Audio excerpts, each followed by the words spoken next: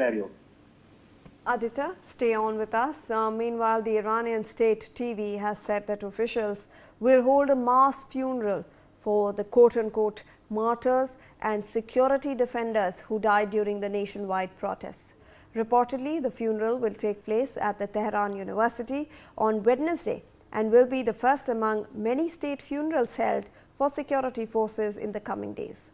Iran's state media has reported that more than 100 security personnel have been killed in the violence since the demonstrations began more than 2 weeks ago. Authorities have blamed foreign elements for instigating attacks on officers. So, Aditya, obviously you were talking about this counter narrative that the Islamic regime actually is propagating. Now we are learning that tomorrow on Wednesday there might be state funerals for many of those security personnel who have died in these protests. But what about those thousands of innocent civilians who have also died in these protests, Aditya?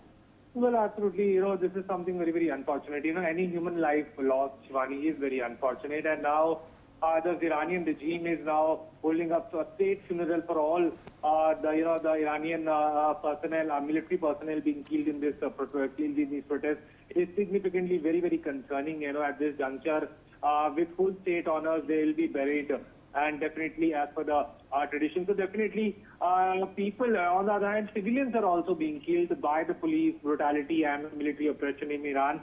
So definitely, there is a lot to see, and that is a lot of what is unfolding in Iran at this juncture. Stay on with us, Aditya. In fact, Iran's Chief Justice Gholam Hossein Mohseni-Ejei has issued a strong warning to those involved in the unrest on the streets, saying people who beheaded and burned others should be tried and punished as soon as possible. He said that there would be no leniency for anyone who helps what he called the enemy against the Iranian government. According to Mohseni-Ejei, anyone who comes into the streets to create riots, spread insecurity, or support such actions has no excuse, adding that they are now operating in line with the enemies of the Islamic Republic of Iran.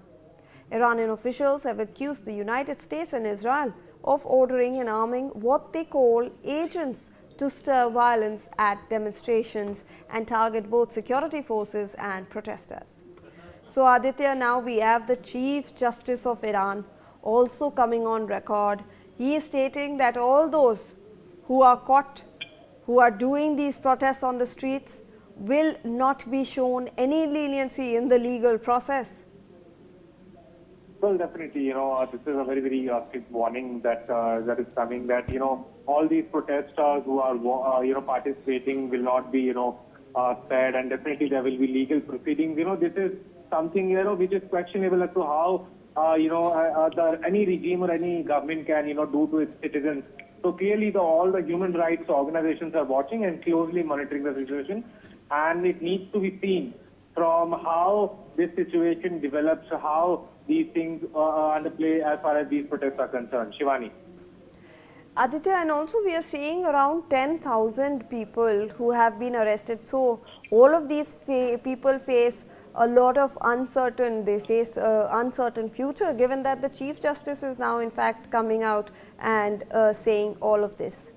Well, absolutely. It is very ironical that the Chief Justice of any country, saying is talking in such a manner that there will be legal proceedings against all these civilians and protesters.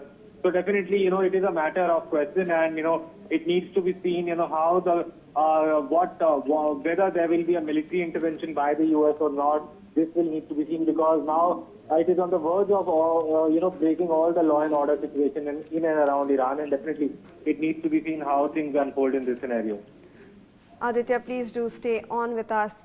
One of Iran's most prominent Sunni clerics has condemned the killing of protesters and says that those